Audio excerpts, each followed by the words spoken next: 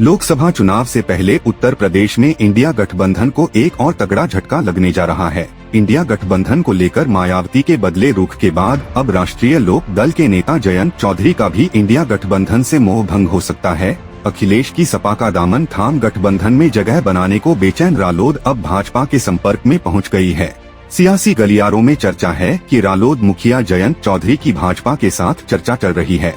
अगर सब कुछ ठीक रहा तो रालोद इंडिया गठबंधन की बजाय जल्द एनडीए में शामिल हो सकती है। जयंत चौधरी अभी तक सपा के साथ चल रहे थे और उत्तर प्रदेश में इंडिया गठबंधन का झंडा बुलंद कर रहे थे। रालोद के एनडीए में जाने की खबरों के बीच अब सपा मुखिया अखिलेश यादव भी बेचैन हो रहे हैं। चर्चा है कि रालोद मुखिया जयंत चौधरी न सिर्फ भाजपा के संपर्क में हैं, बल्कि यूपी की 3 से 4 सीटों पर सहमति होने का भी दावा किया जा रहा है। सूत्रों के मुताबिक रालोद ने भाजपा से कैराना, अमरोहा, बागपत, मथुरा और मुजफ्फरनगर सीट मांगी थी। भाजपा इनमें से कैराना, अमरोहा और बागपत सीट रालोद को देने के लिए तैयार भी हो गई है। अभी मथुरा और मुजफ्फरनगर सीट पर पेंच फंसा हुआ है। जयंत चौधरी को एनडीए गठबंधन में मंत्री पद मिलने की भी संभावना जताई जा रही है। दरअसल पश्चिमी यूपी में भाजपा मुस्लिम बाहुल्य सीटों पर रालोद के साथ सियासत साधना चाहती है। उधर सपा मुखिया रालोद के साथ पहले ही गठबंधन की घोषणा कर चुके हैं। इस बीच पश्चिमी यूपी की 3 सीटों पर रालोद के चुनाव निशान पर उम्मीदवार उतारने की शर्त पर अखिलेश और जयंत के बीच पेंच फंसा गया है।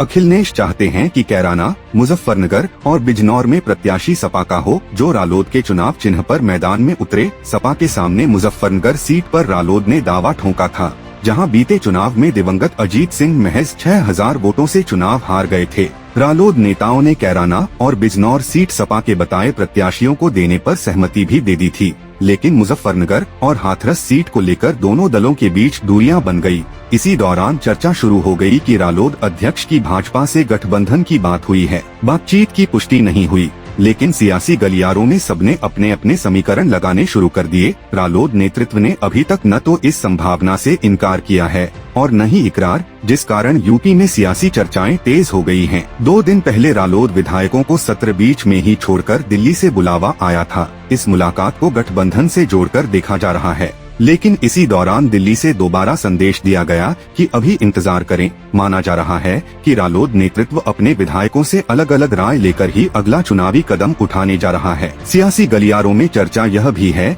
कि रालोद मथुरा, बागपत, बिजनौर समेत 4 सीटों पर सहमति देने के लिए तैयार है, लेकिन साथ ही पूर्व प्रधानमंत्री चौधरी चरण सिंह को भारत रत्न दिए जाने की मांग भी रखी जा रही है। साथ ही प्रदेश सरकार में भी रालोद हिस्सेदारी चाहता है। रालोद अध्यक्ष जयंत सिंह ने गणतंत्र दिवस के बाद एक्स पर भी कोई पोस्ट नहीं की है।